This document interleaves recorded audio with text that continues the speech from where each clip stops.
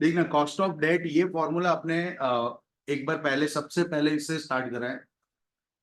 I into one minus T upon NP into 100, that is for perpetual debt, right. Redeemable debt में क्या होगा? सो उसका formula हमने just introduce करा है, कैलकुलेशन बाकी है। रिडीमेबल डेट में प्रॉब्लम ये होता है कि एक रिडम्पशन वैल्यू है और एक नेट प्रोसीड्स है, उन दोनों में डिफरेंस है। और वो डिफरेंस आपको या तो पे करना पड़ेगा, लेट से आप इश्यू कर रहे हो 90 रुपीज में और रिडीम करोगे 110 में, तो जो 20 रुपए का डिफरेंस है that is also your interest cost, right. तो उसको आपको ओवर अ पीरियड अमोर्टाइज करना पड़ेगा। तो formula for that redeemable debt is what? Interest one minus T plus RV minus NP divided by N.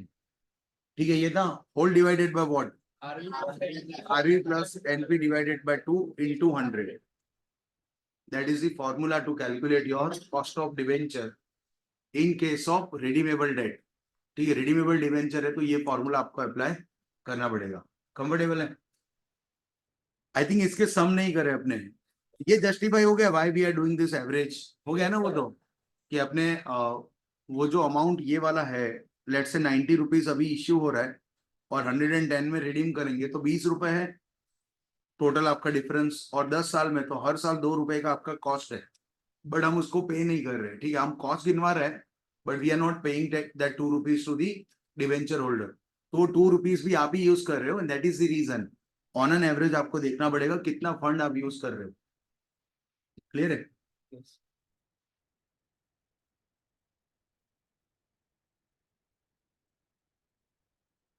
आप लोग को ना मैं ऐसा बोल रहा हूँ कि ये एज है ना एकदम डाइजी है।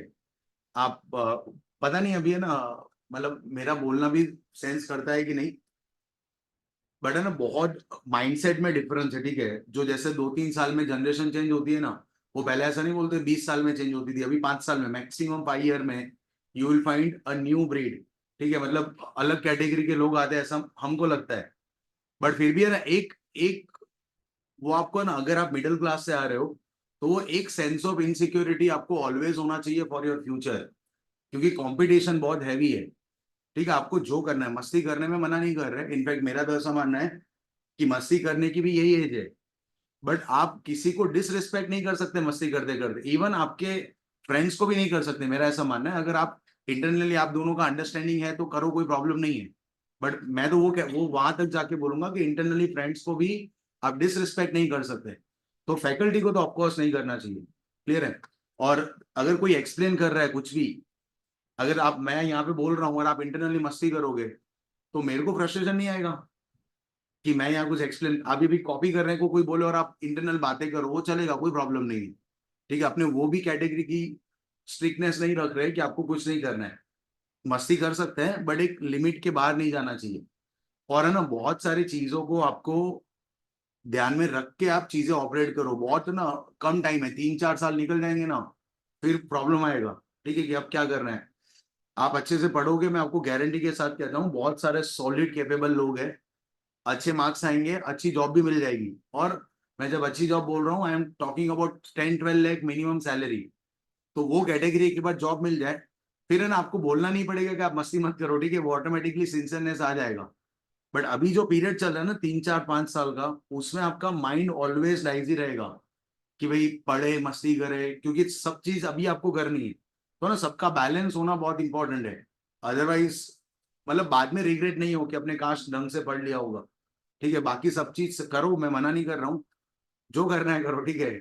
आपकी करेक्ट एज है, बट एक लिमिट में रह के आपको सब कुछ करना चाहिए, इंक्लूडिंग योर स्टडीज। जो टाइम रिक्वायर्ड है इसके लिए वो करना चाहिए, जो डेडिकेशन रिक्वायर्ड है वो होना चाहिए। और मैं कितनी बार बोल चुका, आपके फाउंडेशन के मार्क्स को बेंचमार्क मत बनाना, वरना सरप्राइज मिलेगा। ठीक है, कुछ लोगों को अगस्त में मिलेगा, कुछ लोगों को फरवरी में मिलेगा, तो अपने को सरप्राइज में अपना नाम नहीं हो, वो ध्यान रखना चाहिए।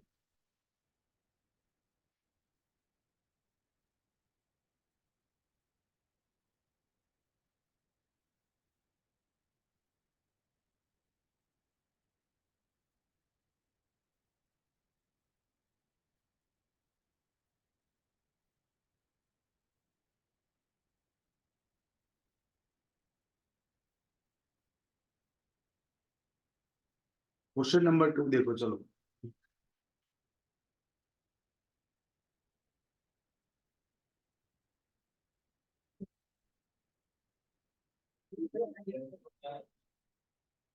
हो गया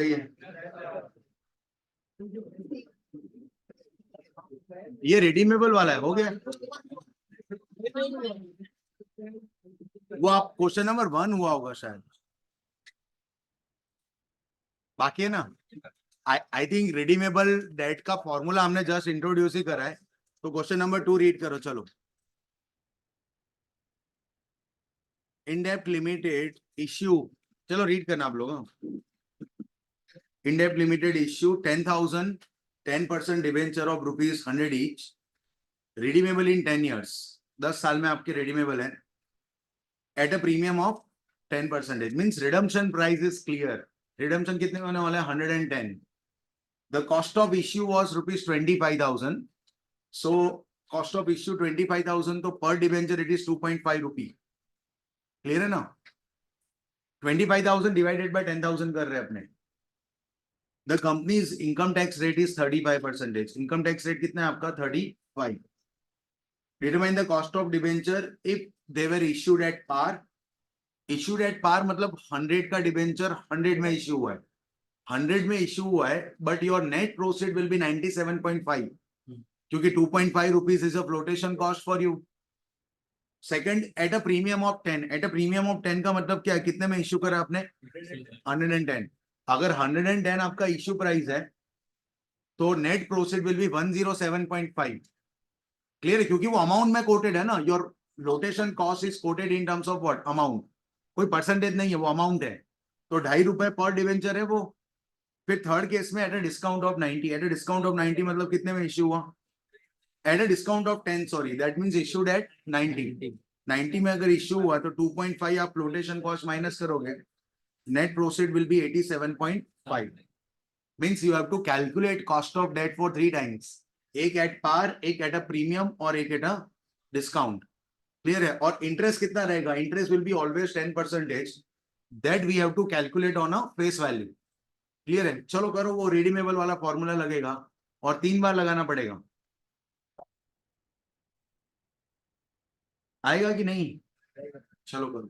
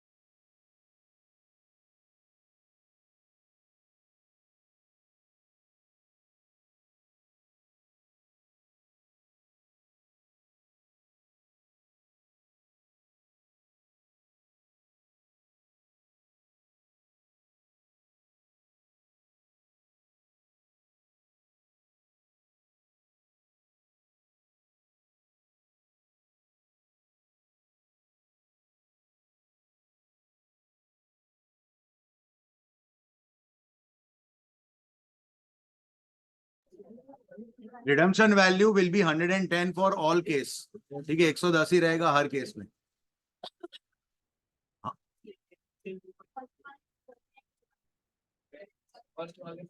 नेट प्रोसीड पहले में 97.5। Issued at par, issued at par मतलब ₹100 में इश्यू करा है, 2.5, तो net proceed 97.5, redemption value is 110, और वो 110 तीनों केस में सेम रहने वाला है।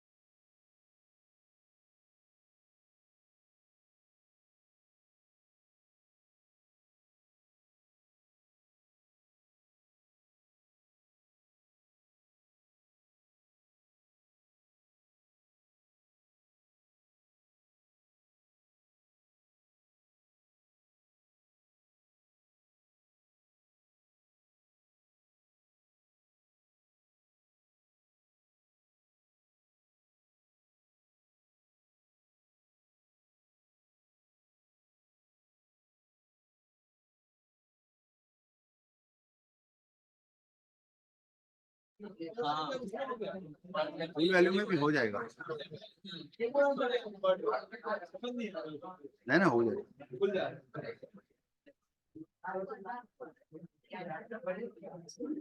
एक है ना, एक बार देख लो आप लोग। हाँ, इसका कैलकुलेशन थोड़ा कॉम्प्लिकेटेड है, तो एक बार आपने देख लेते। चलो यहाँ पे ध्यान देना। पहला वाला केस कर रहे हैं एट पार वाला।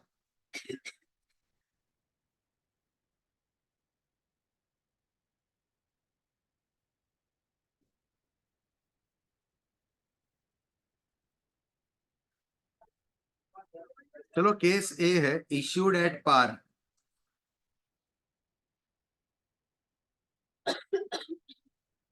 सो केडी इक्वल टू, पहले ना पर डिबेंचर ऑपरेट करते हैं, आप टोटल में चाहो तो भी कर ही सकते हो। तो इश्यूड एट पार में I into 1 - T plus RV minus NP, मतलब रिडम्पशन वैल्यू जो पैसे वापस देने हैं माइनस जो मिले हैं, divided by what, N, whole divided by RV plus NP divided by 2 into 100। Okay, issued at par का मतलब क्या है, इश्यू प्राइस इज 100 और 2.5 रुपी will be your flotation cost, तो नेट प्रोसीड आएगा 97.5। अब आगे देखो, यहाँ पे आपका फेस वैल्यू 100 है, इंटरेस्ट रेट कितना था आपका 10, तो इंटरेस्ट अमाउंट तो 10 रुपी आएगा। Interest amount will be 10 rupee into 1 minus tax 35, yes 0.35। Your redemption value, एक चीज सुनना ध्यान से। हाँ, अगर ये बोला जाए कि redeemable at a premium of 10, तो रिडम्पशन प्रीमियम और discount it is always calculated on face value. अगर मैं आपको बोलूं कि debenture are issued at a premium of 12%, तो आपको डाउट आ रहा है कि 12% किस पे गिनना है, फेस वैल्यू पे। In a same manner redemption premium and discount that is always calculated on face value. तो रिडम्पशन वैल्यू कितना है आपका 110, और net proceeds, I hope you are getting this, it is 97.5। 100 में से 2.5 रुपए आपको माइनस करने हैं, और नंबर ऑफ ईयर्स कितने, so whole divided by 10। So redemption value कितना 110, net proceeds 97.5 whole divided by 2। Okay, ये 6.5 हो जाएगा, ये वाला टर्म 6.5 होगा ना, 10 इंटू 0.65। अब है ना, एक बार ध्यान देना, इसको आप है ना अभी जो सिस्टम से सॉल्व कर रहे हैं ना वैसे ही सॉल्व करना चाहिए। पहले ये 6.5 रख दो प्लस, चलो 110 माइनस 97.5, हाँ मतलब 12.5 आ रहा है डिवाइडेड बाय 10, 1.25। बहुत सारे लोग है ना अलग अलग कैलकुलेशन कर दें, ठीक है। यहाँ पे 10 इंटू 0.65 लिखा, फिर यहाँ पे लिख दिया 12.5 डिवाइडेड बाय 10। तो ना ये तो समझना ना, इसका इसके साथ मल्टीप्ली प्लस नहीं हो सकता है कि हो जाएगा पहले प्लस। दो प्रॉब्लम है, एक तो एलसीएम लेना पड़ेगा अगर प्लस करना है, और दूसरा प्लस नहीं होगा, पहले इसके साथ मल्टीप्लाई होगा। बोर्ड मास रूल ऐसा पढ़े ना अपने, divide multiply then minus plus या प्लस माइनस, ठीक है, उसमें फर्क नहीं पड़ता है। आई होप समझ में आ रहा है। ये आपको इस तरीके से सॉल्व करना है, ये वाला पहला टर्म है, ये आपका सेकंड टर्म है, और डिवाइड बाय जो आ रहा है वो आपका थर्ड टर्म है। तो 110 plus 97.5 divided by 2, 103 point into 100। So your numerator will be what 7.75 ना, divided by 103.75 into 100, 7 exact, okay 7.47, 469 मतलब 47 कर दिए, परफेक्ट है नहीं है। चलो एक बार ध्यान देना, अब बाकी का करना है आपको, issued at a premium, issued at a discount. एक बार ध्यान दो, अगर आप इसको सम को टोटल में चलाना चाह रहे हो तो सम टोटल में चल सकता है, but only problem is what, ये ना नंबर्स बहुत बड़े आएंगे इस बार। चलो देखना ध्यान से, मान लो इश्यूड एट पार को ही अपने टोटल में ऑपरेट करना चाह रहे हैं, तो फॉर्मूला थोड़ी चेंज हो रहा है, फॉर्मूला तो वही रहेगा। I into 1 minus t plus RV minus NP divided by N whole divided by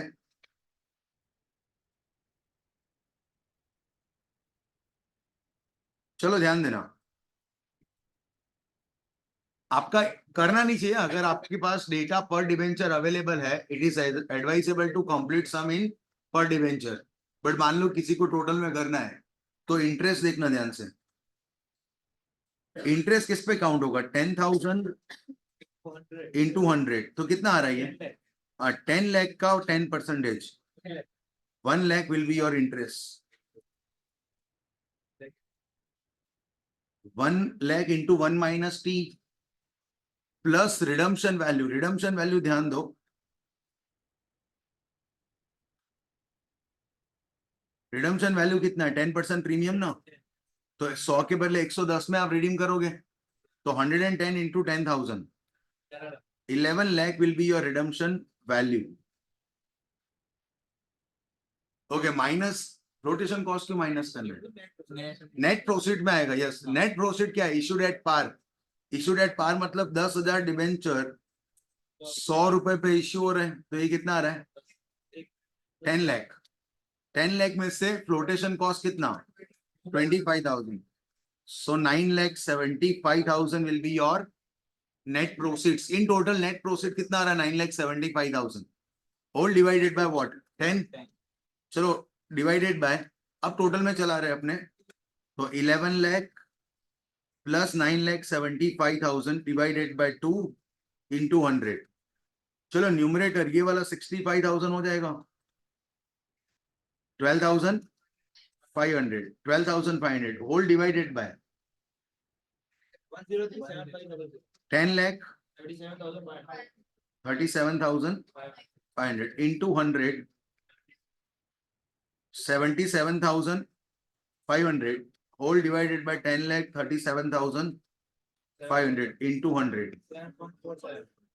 7.4 same आ रहा है ना,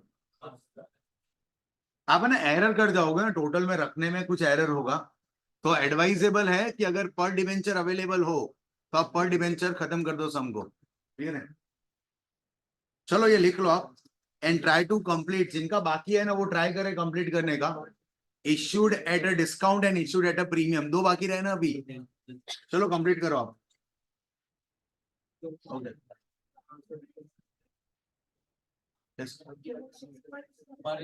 और डिवेंचर में ना डेटा नहीं हो तो नहीं कर सकते, डेटा है तो कर सकते, हाँ नहीं हो, क्यों नहीं, क्यों नहीं आएगा, आपको एक एक शॉर्टकट बताऊं, अगर अगर नहीं नहीं मान लो किसी को अगर ये आ रहा है, ये नंबर्स आ रहे हैं और इसमें दुख हो रहा है ना, तो आपको रफ में क्या करना चाहिए, ये रख दो numbers into number of debenture, कितने डिवेंचर है 10,000 इंटू 10,000 कर दो हर एक नंबर को, मतलब आप ये कह नहीं सकते कि ये आ रहा है और ये नहीं आ रहा है, ये एक्सेप्टेबल ही नहीं है, ठीक है। वैसे आएगा नहीं पूरे चैप्टर में,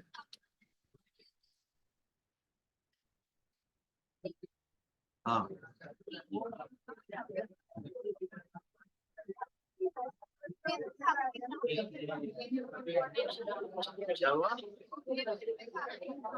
सम तो आएगी इसी के बेस पे, वो देखना पड़ेगा लेक्चर। चलो आप बाकी के बताओ ना क्या आ रहा है आंसर्स,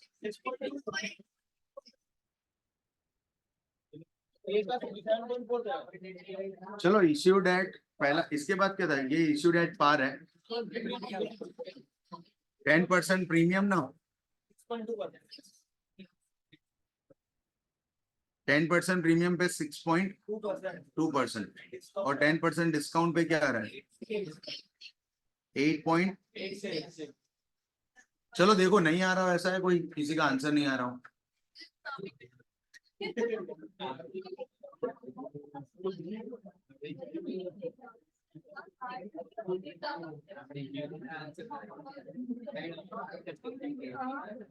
चलो आ रहा है आंसर की करना ही है, आ रहे हैं आंसर, एक बार 6.2 वाला कर देते हैं, अगर बाय चांस किसी का नहीं आ रहा हो तो। क्लियर?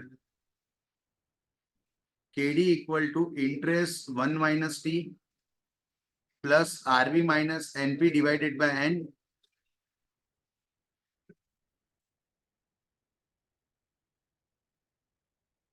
चलो यहाँ पे ध्यान देना, इंटरेस्ट रेट इज 10% ना, तो वो 10 रुपीज है। 1 minus 0.35, redemption value will be 110। चलो नेट प्रोसीड इस बार 107.5 है।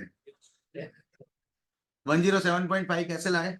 तो इश्यू प्राइस आपका कितना था? 110, और flotation cost will remain 2.5। Okay, whole divided by 110, 107.5 divided by 2, तो ये 6.5 प्लस 0.25, यस 108.75 इंटू 100। फाइनली पहले ऊपर न्यूमरेटर 6.75 आ रहा है, डिवाइडेड बाय 108.75,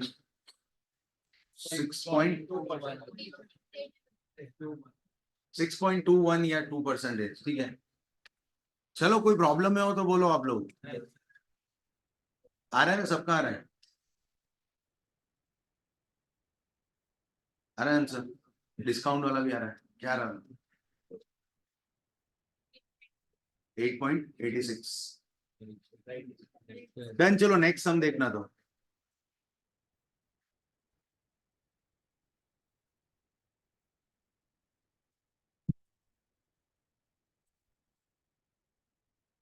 क्वेश्चन नंबर 12 में ये 15, सॉरी 12 नंबर में पार्ट 1 आई थिंक करा होगा आपने ने। पार्ट 2 करो चलो।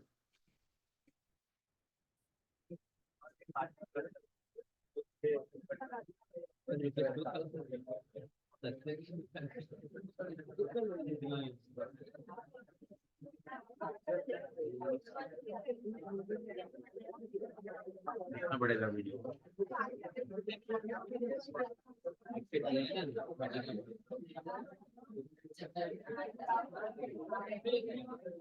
चलो रीड करना आप लोग। 10 year 14% debenture of ₹2000 redeemable at par। See issue price आपको नहीं दिया है, तो issue at what? Face value. ठीक है, issued at face value with flotation cost of 5%। चलो करो, आप कैलकुलेट करो।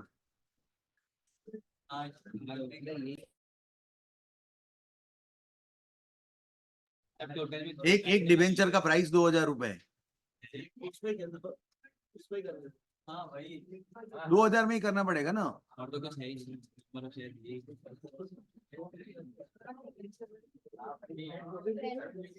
ये 2000 is not number of debenture, it is a one face value of one debenture.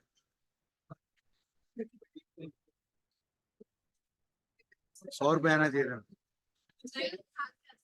ये करो ना, ये 12 का पार्ट 2।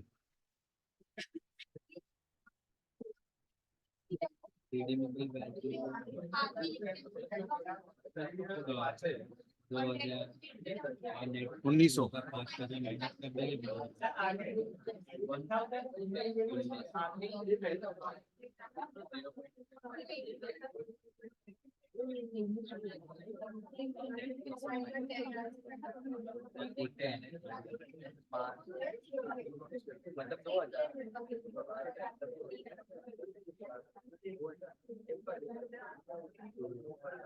एक बुक ला, तो बुक सारे सम लिखे हैं तूने एग्जाम्पल वाले, बुक ला दे।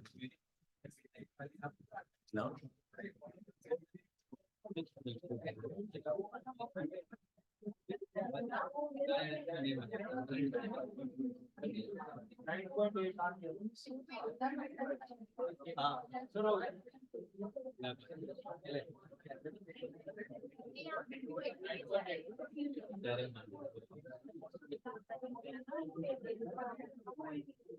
वो टैक्स रेट गिनना है, टैक्स रेट इज 35।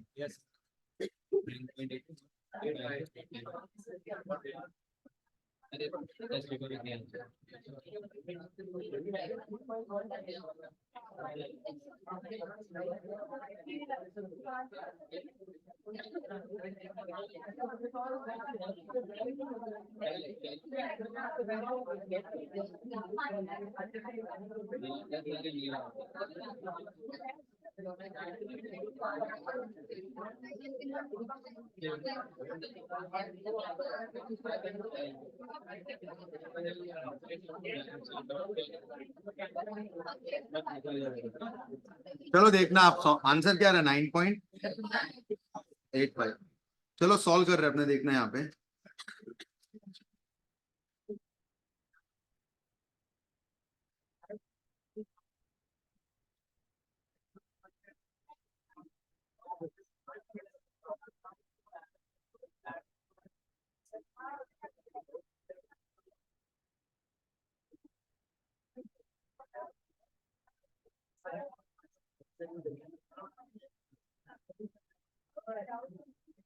चलो देखना है यहाँ पे। हाँ, आपका interest, let's find out the interest. Interest rate कितना दिया आपको?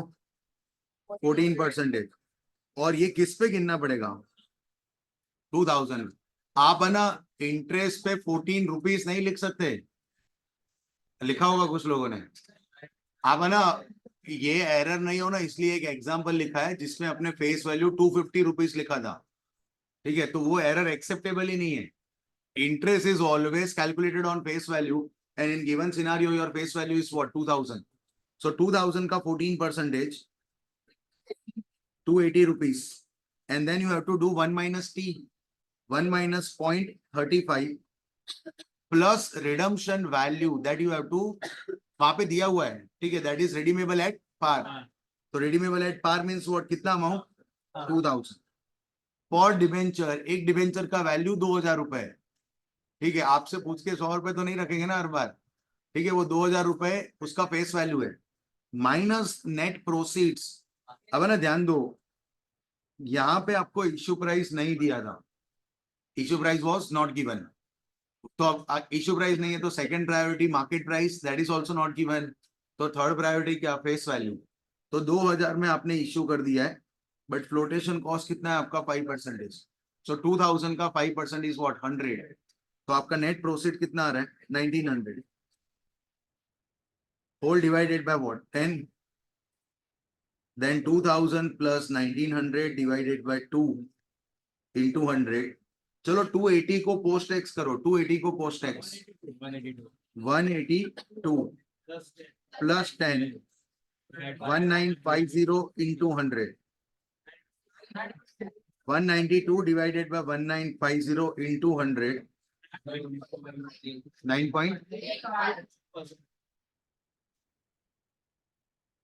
9.85।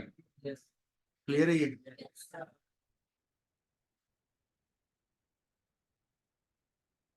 चलो डन, नेक्स्ट सम देखना हम लोग।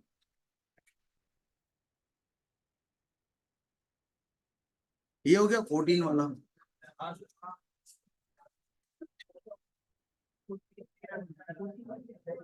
हो गया 14। आप है ना सम नंबर 14 में एक बार ध्यान दो। आप है ना, आपने वहां पे जो टर्म लोन है, ये समान आपने टोटल में चलाया था, आप देखो ध्यान से। वो अलग बात है क्योंकि वो 100 लैक्स था ना, तो अपने को डिस्कंफर्ट नहीं हुआ, बट वो रुपीज इन लैक्स ऑपरेटेड था। तो यहाँ पे आप समझो ध्यान से, टोटल में सम आना क्यों जरूरी है? बिकॉज अगर ये कैटेगरी का सम आ गया तो आप उसको टर्म लोन क्या, उसमें थोड़ी 100 रुपए का टर्म लोन होता है। टर्म लोन तो एक कंबाइंड वैल्यू है। Let's say you have taken a term loan of 10 crore. अब मान लो डिबेंचर 10 करोड़ के हो, तो उसमें ये मान भी ले कि 100 रुपए का एक डिबेंचर होगा, तो आप 100 रुपए में डिबेंचर में वो सम चला सकते हो, मीन्स पर डिबेंचर चला सकते हो। टर्म लोन में थोड़ी चला पाओगे। ऐसा लिखोगे टर्म लोन, एक टर्म लोन 100 रुपए का है, अपने इस तरीके से लिया हुआ है, नहीं चला पाओगे ना। वहां पे आपको फोर्स आ जाएगा कि आपको सम किस में चलाना है, टोटल में। ऐसे पूरे के पूरे चैप्टर में शायद 3 या 4 सम्स है जहां पे मैंडेटरी सम आपको टोटल में चलाना पड़ेगा। कॉम्प्लिकेटेड नहीं है, आप बना रहे हो वो अलग बात है, बट वो अगेन सिंपल है। क्लियर? इतना कॉम्प्लिकेटेड नहीं है टोटल में चलाना। अगर आपको कंफ्यूजन हो रहा है तो आपको क्या करना चाहिए कि एक दो बार ट्राई करना चाहिए खुद से। इवन दो डेटा पर डिबेंचर दिया है, let's find out KD in terms of what, total, so that जहां पे फोर्स आ जाए ना आप में, तो वहां पे आपको ऑड नहीं लगे। क्लियर है? चलो नेक्स्ट सम देखना आप लोग, सम नंबर 3।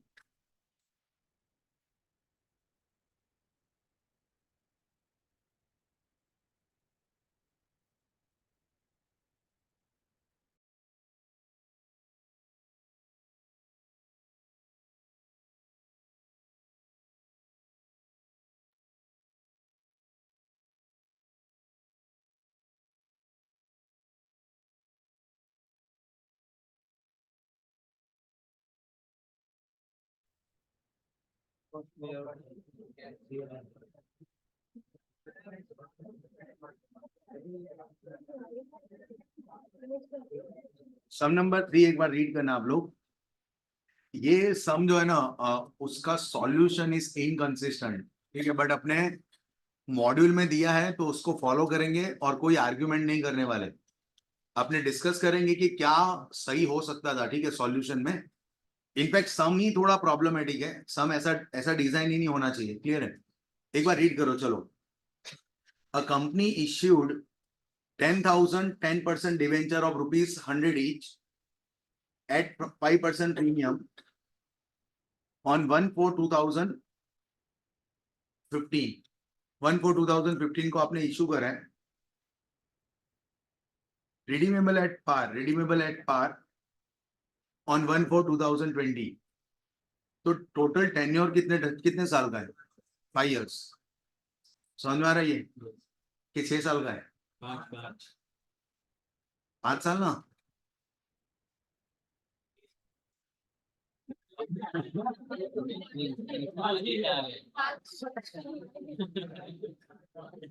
ये ना, ये अपने को डाउट रहता है ऑलवेज। आप लोग ने कॉन्फिडेंस ही बोला, दैट इज सुपर, ठीक है। बाकी मैं तो काउंट करता हूँ। आप मतलब कोई प्रॉब्लम रिस्क के लिए नहीं लेना चाहिए। आप 1/4/15 से काउंट कर लो तो 5 साल है। क्लियर है?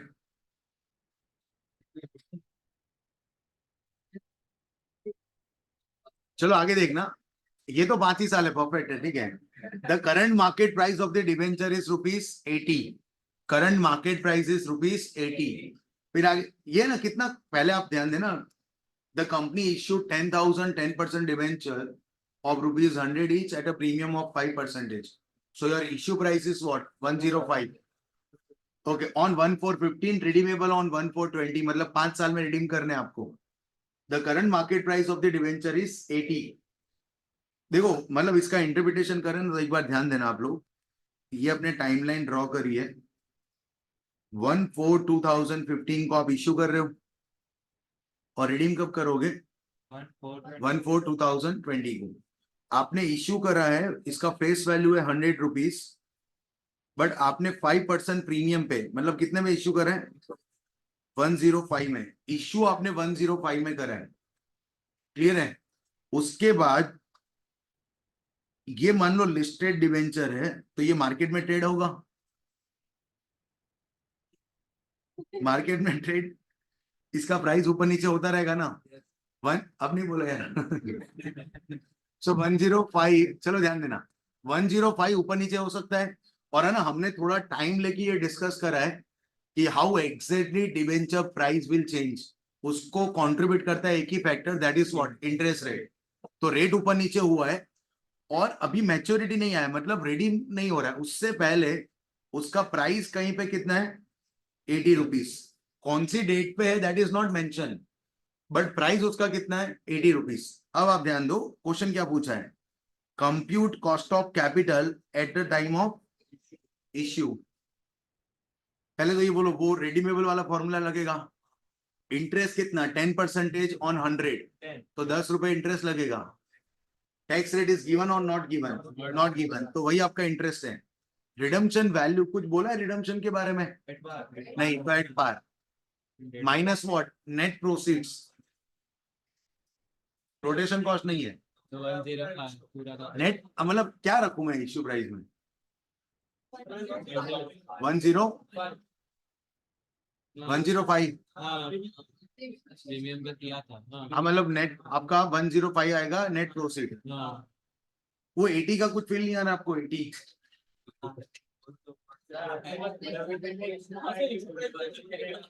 हाँ, इश्यू प्राइस इज गिवन। आप है ना प्रायोरिटी पकड़ो ना, प्रायोरिटी किसको देते हैं? इश्यू प्राइस को। इश्यू प्राइस इज गिवन और नॉट गिवन? गिवन, तो वही लेंगे ना 105।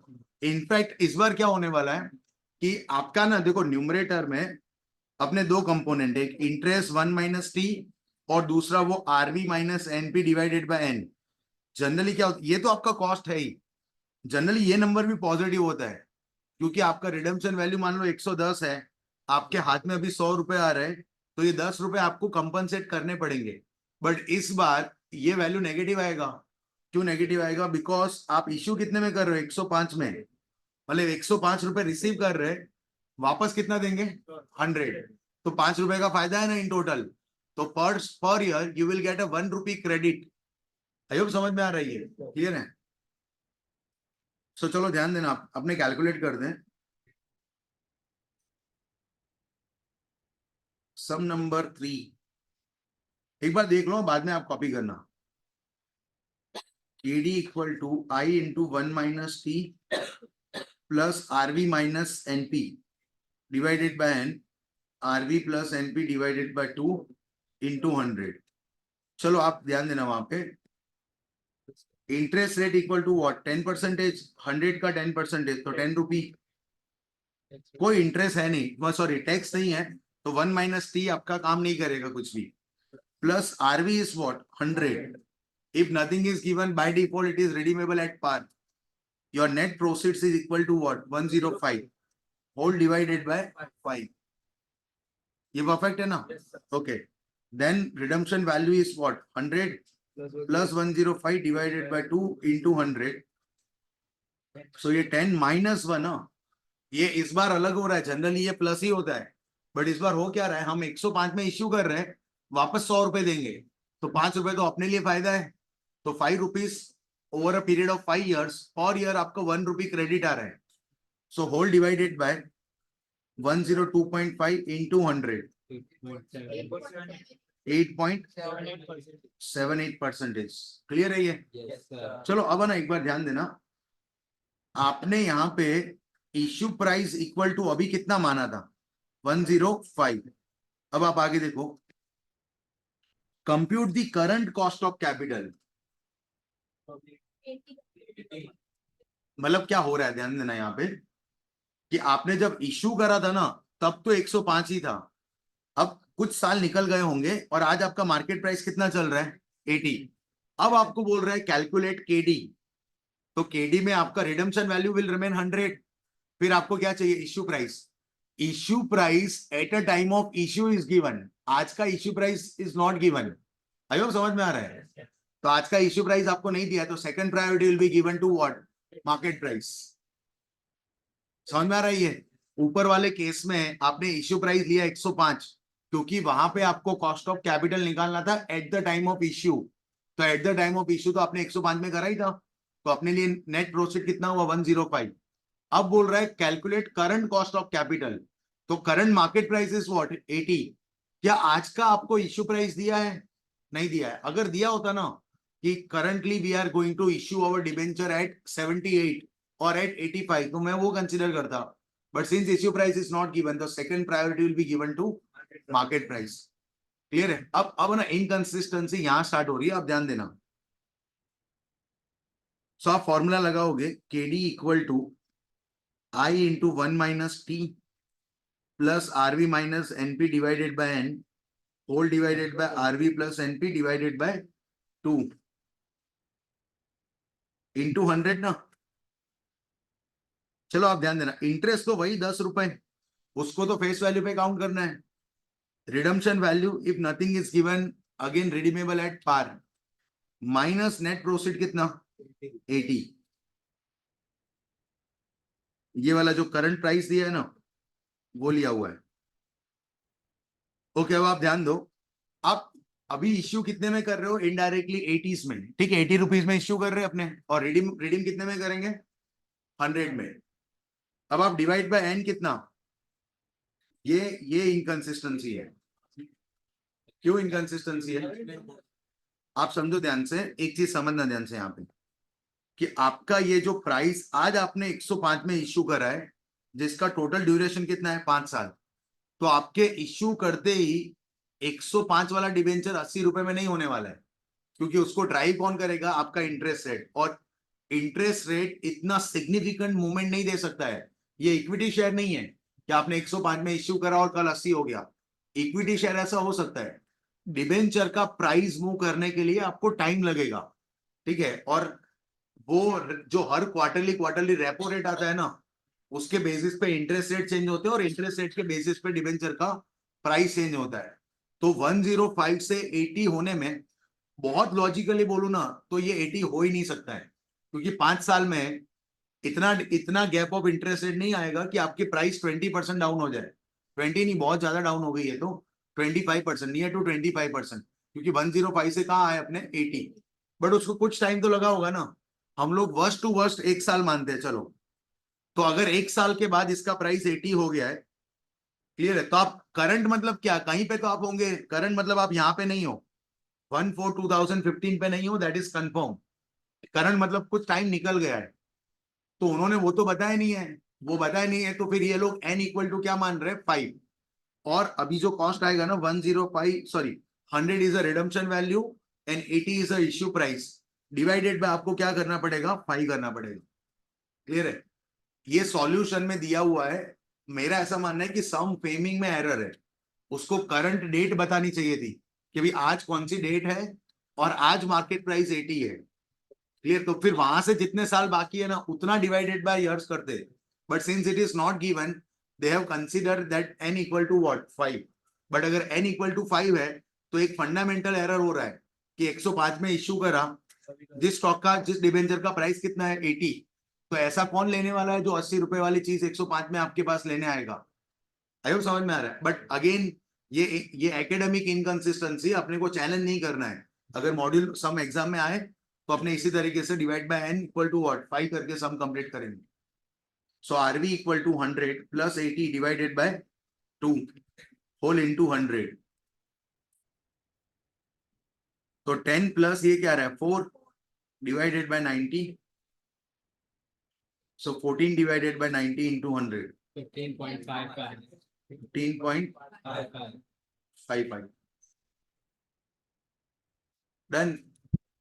ये अब बहुत पहले एग्जाम में आया है, अब वो लोग नहीं पूछते। मॉड्यूल में है बट पूछते नहीं है। और इसलिए नहीं पूछते बिकॉज ये इनकंसिस्टेंट सम है, ये प्रॉपर सम नहीं है, ठीक है ना। चलो आप लिखो 8.78 पहले लिख लो।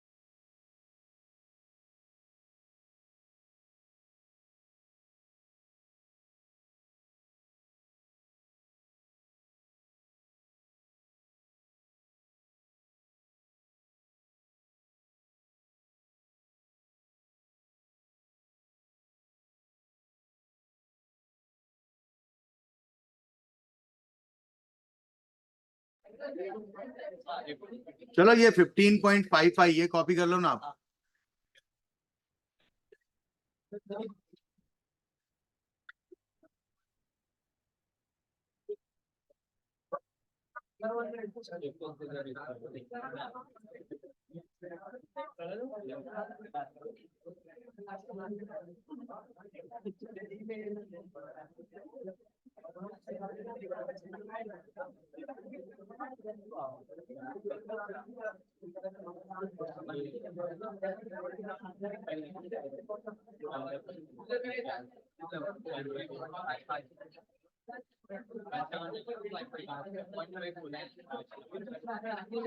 ना तो पूछ लो।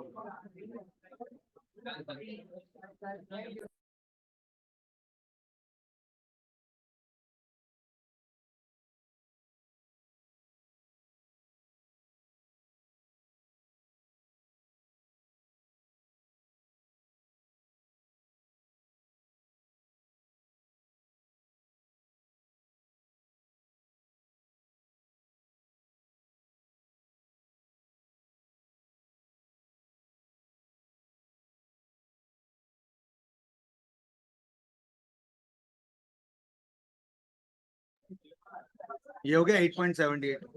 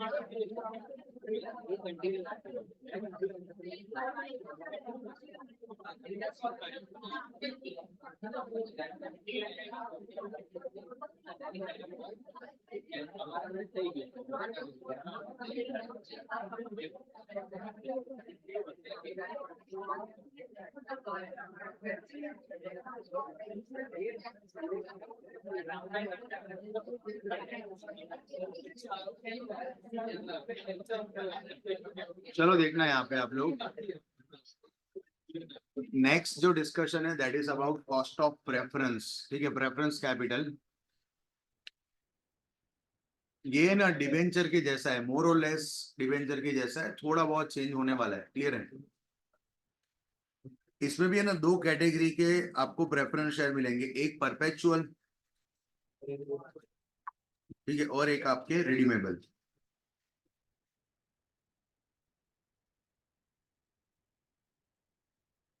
हाँ, नोटेशन इज केपी। हाँ एक्चुअली ये पहले बोला हुआ है अपने ने, केडी, केपी और केई।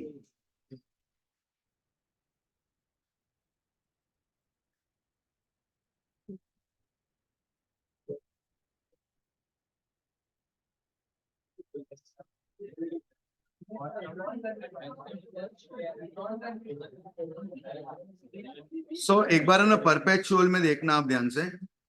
लेट से आप है ना, एक बार ध्यान दो आप लोग, अपने 100 रुपीज का जैसे डिबेंचर इश्यू कर रहे थे, तो डिबेंचर के सामने अपने ना फॉर्मूला में क्या, ध्यान दो, formula of KD equal to interest 1 minus T upon net proceeds. We are talking about perpetual debenture. Redeemable का स्टोरी स्टार्ट हुआ तो वो दो टर्म एक्स्ट्रा आ जाएंगे, बट अपने अगर परपेचुअल की बात करें तो यही फॉर्मूला है। सी बहुत सिंपल रखे ना तो अपने न्यूमरेटर में रख रहे हैं जो आपका कॉस्ट है, जो आप पे कर रहे हो, और डिनोमिनेटर में क्या रख रहे हैं, जो अपने पैसे यूज कर रहे हैं। ये अपने लास्ट क्लास में डिस्कस कर रहे थे। कंफर्टेबल है ये? ओके।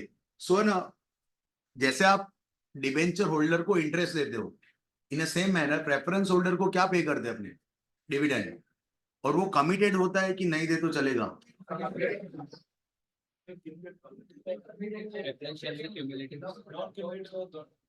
वो अपने क्यूमुलेटिव नॉन क्यूमुलेटिव शायद पता होगा, मोर और less your preference dividend is committed, कि आपको देना पड़ेगा। अगर आप लॉस मेकिंग हो तो वो आगे जाके आपको नेक्स्ट ईयर में देना पड़ेगा। Generally cumulative preference share issue होते हैं, क्लियर है? तो that is also committed cost, just like your interest, clear है? तो मान लो 100 रुपए का डिबेंचर की जगह आप 100 रुपए का प्रेफरेंस शेयर इश्यू कर रहे हो। जैसे डिबेंचर में इंटरेस्ट रेट कोटेड होता है, वैसे प्रेफरेंस शेयर में डिविडेंड का रेट कोटेड है। मान लो डिविडेंड का रेट दिया है 12%, कंफर्टेबल है? तो ना आप ये तो नहीं कह सकते कि 12% मेरा फंडिंग कॉस्ट है, बिकॉज वो देखना पड़ेगा ना कि 100 रुपए का प्रेफरेंस शेयर इश्यू कितने में हो रहा है, और फ्लोटेशन कॉस्ट, जो जो एडजस्टमेंट आप डिबेंचर में कर रहे थे कि डिनोमिनेटर क्या चाहिए, कि पैसे कितने यूज करने मिल रहे हैं, क्लियर है? तो लेट्स से 100 रुपए का प्रेफरेंस शेयर आपने इश्यू 100 में करा है, बट आपको उसमें 3 रुपए फ्लोटेशन कॉस्ट लग गया। So net net you have receive what 97, और डिविडेंड का रेट आपको दिया है 12, तो 12% किस पे देना है, 97 पे कि 100 पे? 100 पे, क्लियर है? तो अगेन अपने इसी फॉर्मूला को अगर चेंज करना चाहे फॉर कॉस्ट ऑफ प्रेफरेंस, तो इंटरेस्ट की जगह न्यूमरेटर में क्या आ जाएगा, डिविडेंड, ठीक है? डिवाइड तो वही रहने वाला है ना, नेट प्रोसीड्स, डिवाइड में तो वही कि पैसे कितने मिल रहे हैं। हाँ, इंटरेस्ट आप है ना, इंटरेस्ट के साथ आप इंटू 1 माइनस टी करते थे। क्यों करते हैं अपने? क्योंकि वो अमाउंट आपको पीएनएल में डेबिट करने मिलता है, और पीएनएल में डेबिट करने से टैक्स सेविंग आता है। Interest is a tax deductible item, you can debit to your PNL account.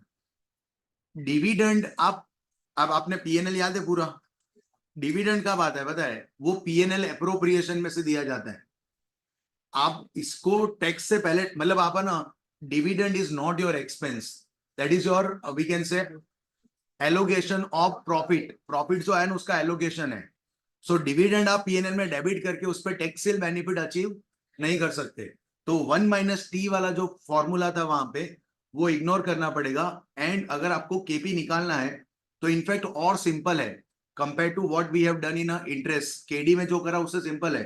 KP का फॉर्मूला क्या आएगा, आई को रिप्लेस कर रहा है D, that is dividend whole divided by what, net proceeds into 100।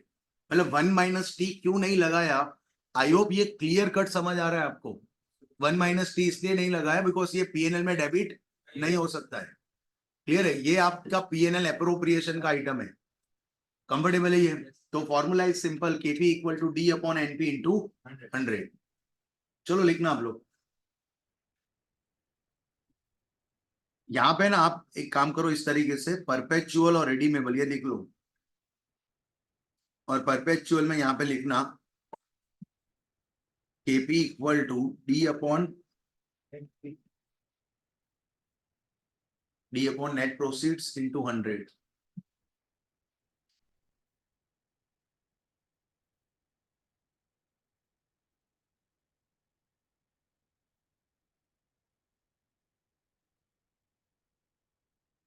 अपने ना ये फॉर्मूला भी अभी लिख सकते हैं, हाँ, कोई चेंज नहीं है। सिर्फ इंटरेस्ट को रिप्लेस कौन कर देगा, डिविडेंड। क्योंकि डिफरेंस क्या है, इनफैक्ट है ना, ये आपको मतलब पता होना चाहिए कि ना बहुत सारे कंट्री में ऐसा प्रपोजल है। जैसे आप है ना, आईएफआरएस से अगर आप अपने फाइनेंशियल स्टेटमेंट बनाओ ना, सो वो आपके, आप है ना, preference share capital balance sheet में शेयर होल्डर्स फंड में लिखोगे ना, ठीक है? शेयर होल्डर्स फंड में नीचे लिखेंगे पहले इक्विटी शेयर कैपिटल, फिर प्रेफरेंस, फिर ऑल फ्री रिजर्व, और डिवेंचर को कहां लिखोगे, लॉन्ग टर्म लायबिलिटी में। परफेक्ट है ये?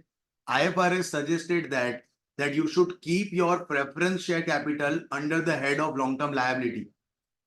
मतलब फर्क क्या है देखो, दोनों में फर्क क्या है, सेम ही तो है दोनों। The only difference is what, कि जब लिक्विडेशन होगा कंपनी का तो डिवेंचर होल्डर को प्रायोरिटी मिलेगा compare to preference share holder, that is the only change.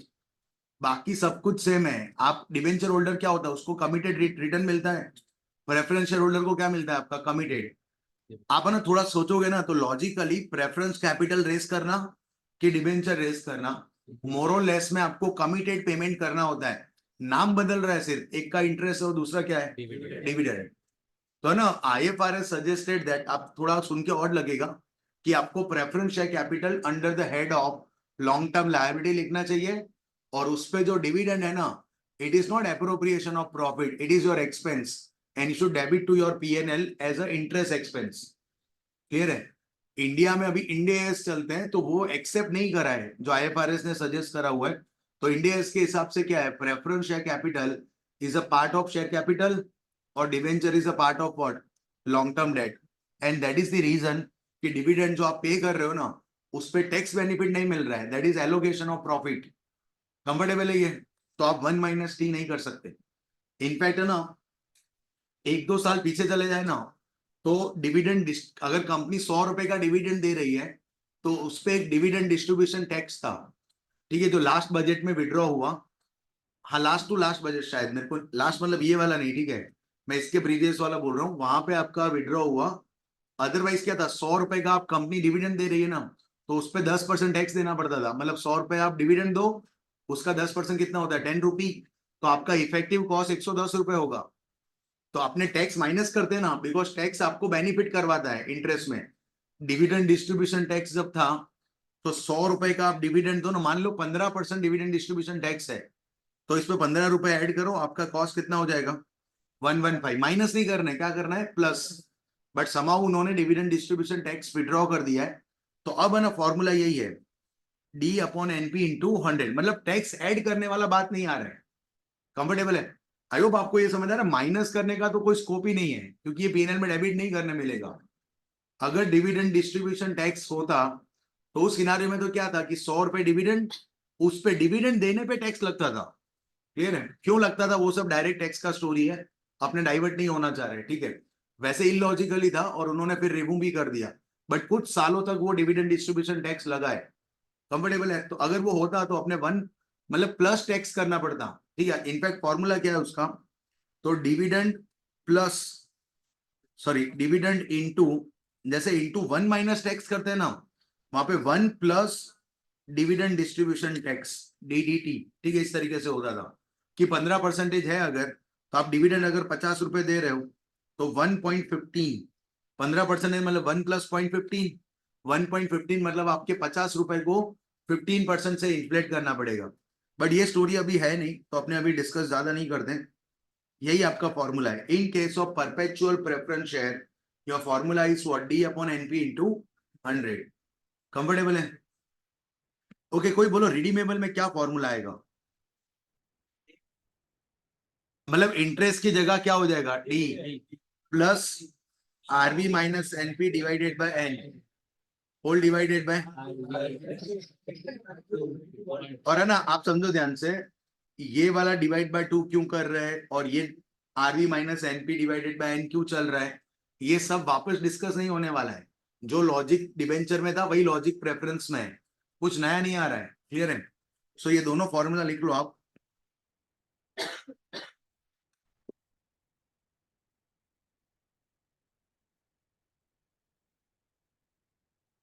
इसके बाद है कि हो गया,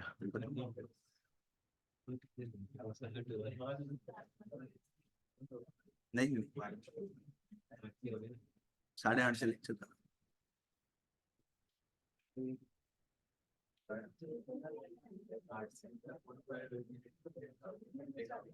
वो एक्चुअली क्लास ऊपर नहीं था ना, इसलिए ऐसा।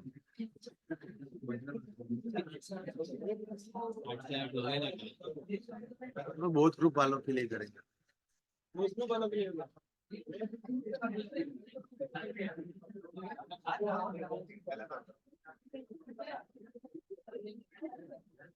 चलो हो गया, ये फॉर्मूला लिख लिया ना, चलो सीट पे आ जाना आप लोग।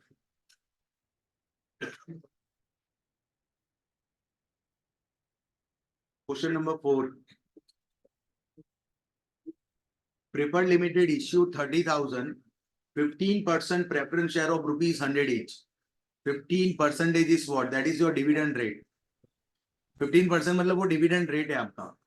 और कितने प्रेफरेंस शेयर आपने इश्यू करे, 30,000। The cost of issue was ₹30,000, मतलब पर preference share your flotation cost is what, 1 rupee.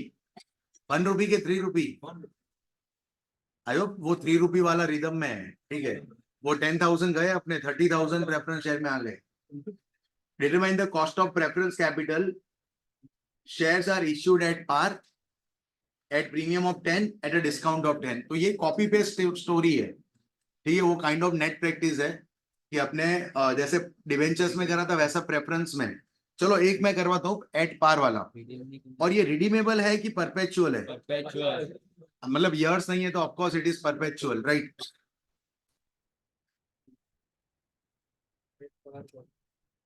Some number 4, पहला केस क्या है? एट पार ना। Okay, KP equal to D upon NP into 100। So NP equal to what? Issue price minus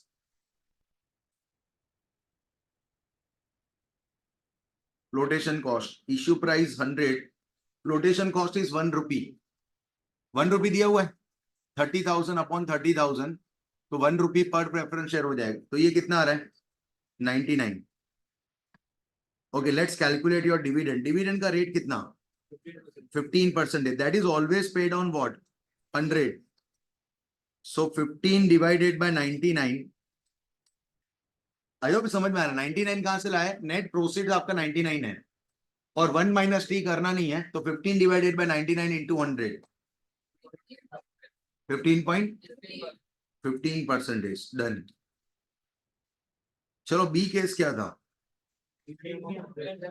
हाँ, premium at a 10%।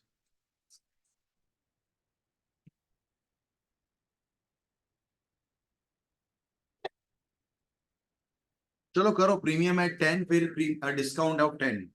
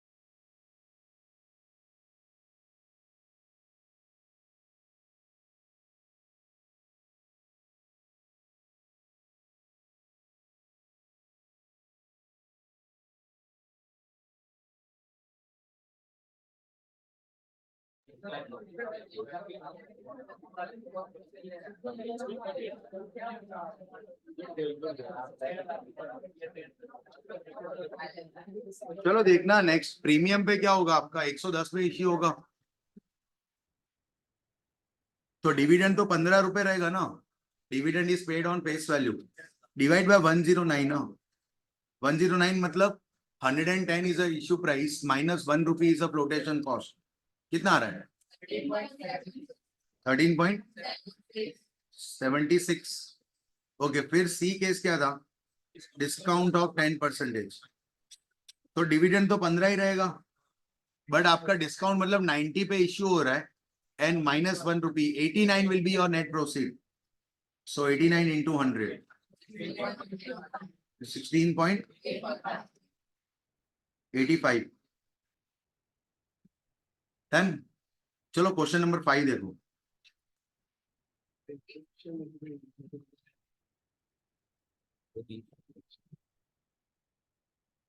उसमें एक correction है, ध्यान देना। रीड करो चलो। प्रेफरेंशियल लिमिटेड इश्यू 30,000 है वो। Preferential limited issue 30,000, 15% share of ₹100 each, redeemable at a 10% premium after 20 years। तो रिडीमेबल एट अ प्रीमियम मतलब रिडम्पशन वैल्यू कितना होगा? 110। आप कितने में इश्यू करो वो मैटर नहीं कर रहा है, रिडीमेबल 110 पे है। इश्यू मैनेजमेंट एक्सपेंस है ₹30,000, वो प्रिंटिंग एरर है।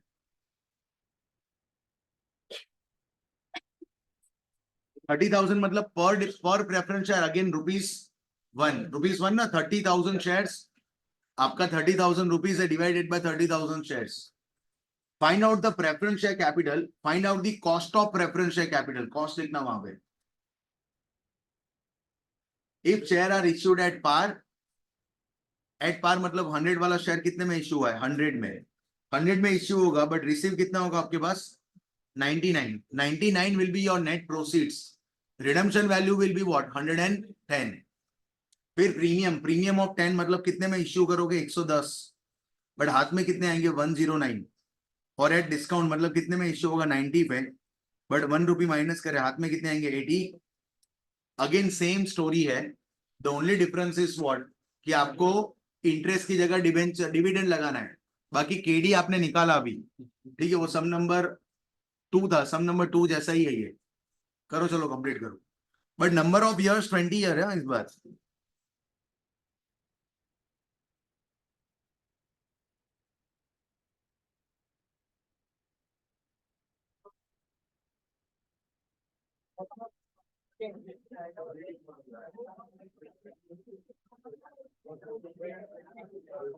पहले का 13.7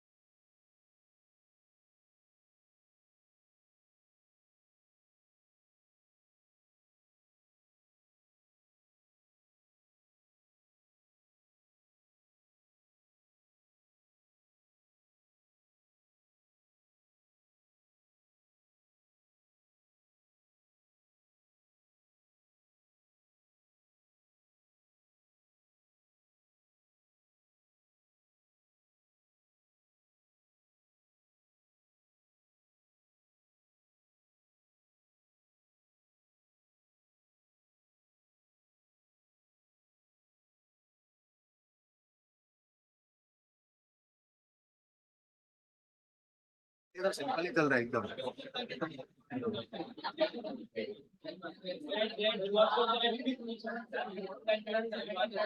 चलो आप देखना यहाँ पे तीनों आंसर चेक करो आप लोग।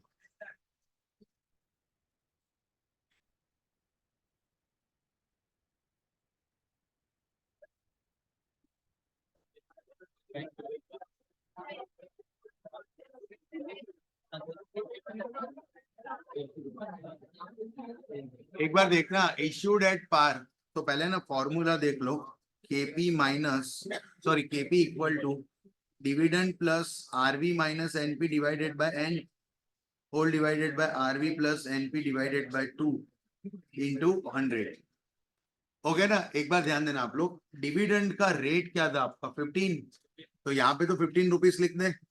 सिर्फ 15 रुपीज लिखने का कॉन्फिडेंस कहाँ से आया, क्योंकि फेस वैल्यू 100 है, बाकी परसेंटेज आपका अमाउंट नहीं होता है, वो तो आपको फेस वैल्यू पे काउंट करना पड़ेगा।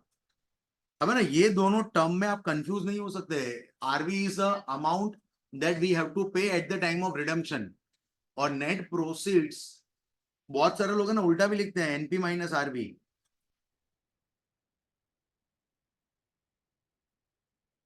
मतलब है ना, यहाँ पे मेमोराइज करने का भी रिक्वायरमेंट नहीं है, आपको कितने पैसे वापस करने हैं माइनस कितने मिले हैं, क्लियर है।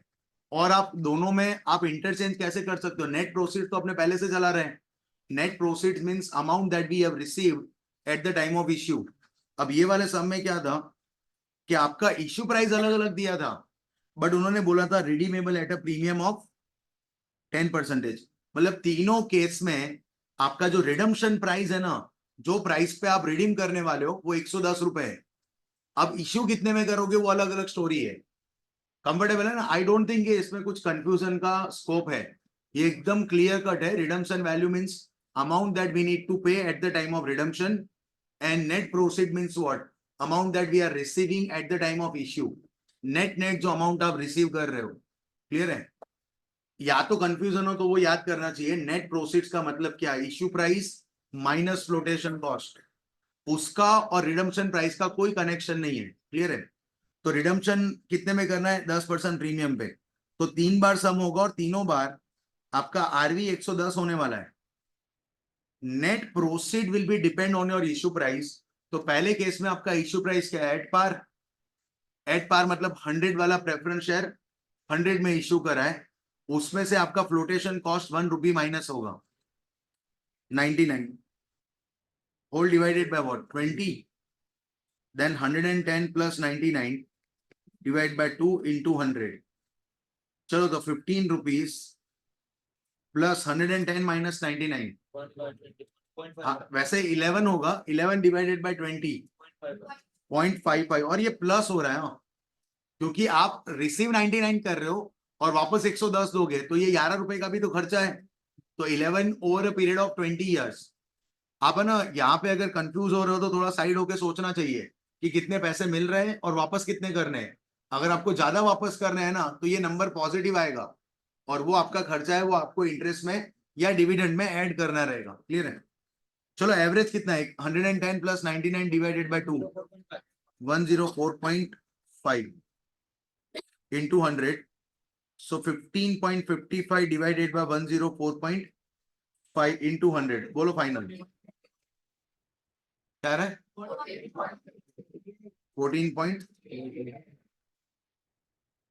14.88।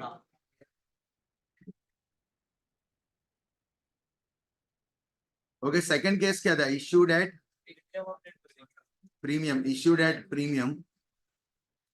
सो अगेन अपने नंबर्स लिखते हैं सीधा, 15 rupees plus redemption value 110 minus 109, क्योंकि 110 रुपए में इश्यू करोगे, 1 rupee is flotation cost, divided by 20 whole divided by 110 plus 109 divided by 2।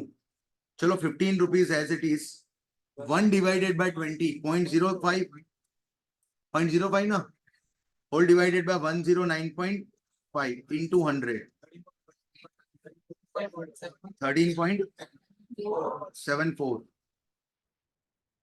चलो थर्ड क्या था, इश्यूड एट अ डिस्काउंट, तो ये तो 15 का 15 रहेगा, redemption value will be 110, minus net proceeds 89, 90 में से 1 रुपी माइनस करो, 89 whole divided by 20, 110 plus 89 divided by 2 into 100, चलो 15 plus 1.05, 99.5, so 16.05 divided by 99.5 into 100, 16.13.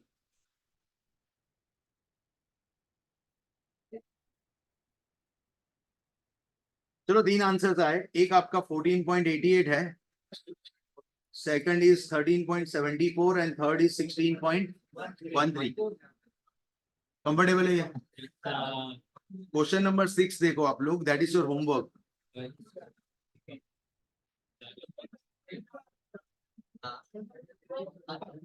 आपका क्वेश्चन नंबर 3 था ना, वैसा ही 6 है.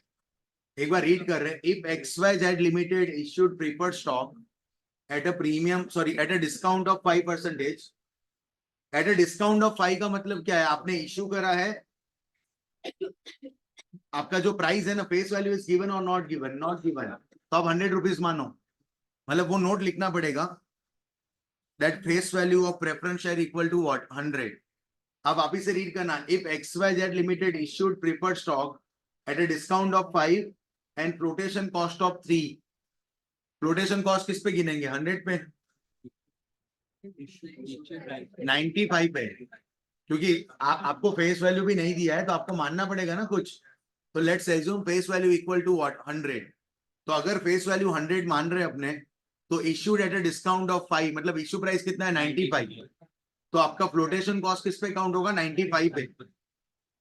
Okay, which is redeemable at a premium of 5. Redeemable at a premium of 5 का मतलब क्या है? कि 105 में रिडीम होगा. Redemption premium is always calculated on face value.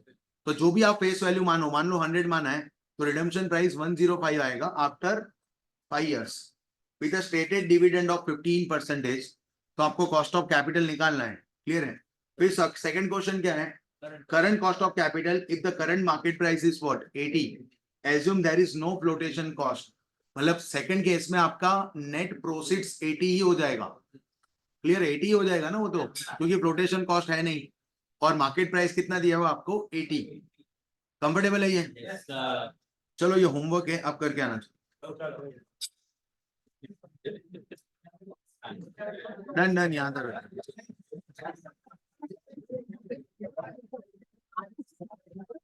एक है ना, एक एक चीज सुन लीजिए.